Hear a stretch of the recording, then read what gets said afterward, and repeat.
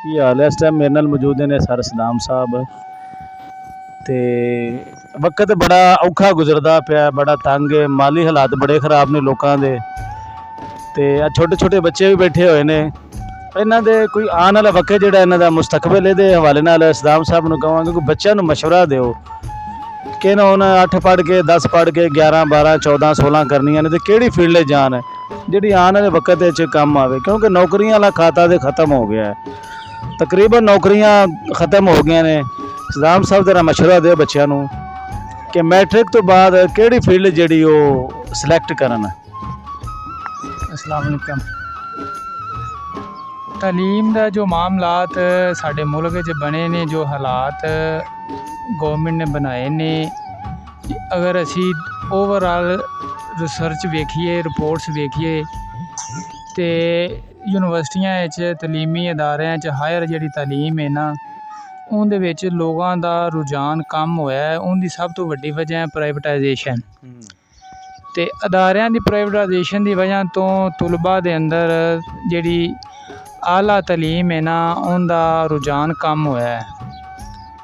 ਤੇ ਇੱਕ ਉਸਤਾਦ ਹੋਣ ਦੇ ਨਾਤੇ ਜਿਹੜੀ ਚੀਜ਼ ਮੈਂ ਅਬਜ਼ਰਵ ਕੀਤੀ ਹੈ, ਮੇਰੀ ਰਾਏ ਦੇ ਮੁਤਾਬਕ ਬੱਚਿਆਂ ਨੂੰ ਟੈਕਨੀਕਲ ਜਿਹੜੀ ਤਾਲੀਮ ਹੈ ਨਾ, ਉਸ ਤਰਫ ਜਾਣਾ ਚਾਹੀਦਾ ਹੈ।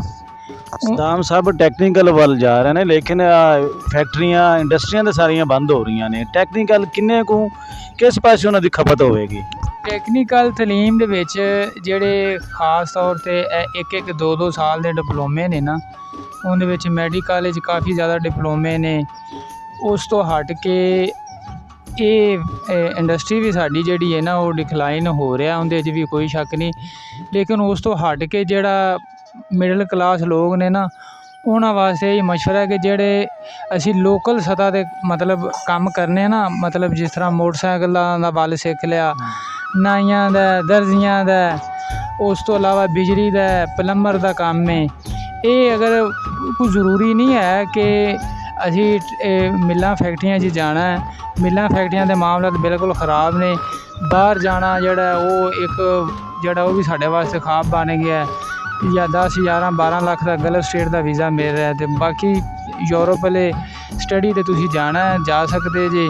ਅਤੇ ਉਸ ਤੋਂ ਹਟ ਕੇ ਯੂਰਪ ਵਿੱਚ ਵਰਕ ਦਾ ਜਿਹੜਾ ਵੀਜ਼ਾ, ਉਹਦੇ 'ਤੇ ਵੈਸੇ ਉਹ ਮਿਲਦੇ ਹੀ ਕੋਈ ਨਹੀਂ, ਜਾਂ ਮਿਲਦੇ ਨੇ ਤੇ ਉਹਦੇ ਬੜੇ ਮਤਲਬ ਉਹਦੇ 'ਚ ਪਚੀਤਗੀਆਂ ਨੇ। तो जी सदाम साहब बहुत शुक्रिया, बड़ी वधिया गल की। सदाम साहब ये फरमा रहे हैं कि जो आने वाला वक्त है ना, या जो वक्त गुजर रहा है, वो टैक्नीकल एजुकेशन का है। यानी कि तुसी अपने हुनर सीखो, स्किल सीखो, उन्हें इंप्रूव करो, ਉਹਦੇ ਤੇ ਅਬੂਰ ਹਾਸਿਲ ਕਰੋ। ਜੇ ਤੁਸੀਂ ਆਉਣ ਵਾਲੇ ਵਕਤ ਵਿੱਚ ਆਪਣੀ ਰੋਜ਼ੀ ਰੋਟੀ ਬਾਇੱਜ਼ਤ ਤਰੀਕੇ ਨਾਲ ਕਮਾਣੀ ਹੈ।